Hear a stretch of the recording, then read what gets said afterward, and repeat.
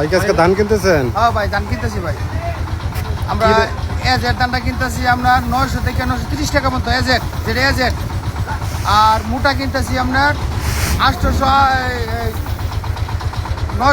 880 থেকে 900 মতো, এটা মোটাটা গুল মোটাটা।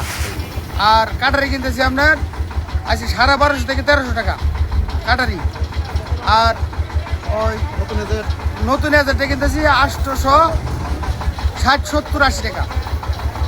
নতুন এজেড যেটা নতুনটা, এটা 60-70-80 টাকা।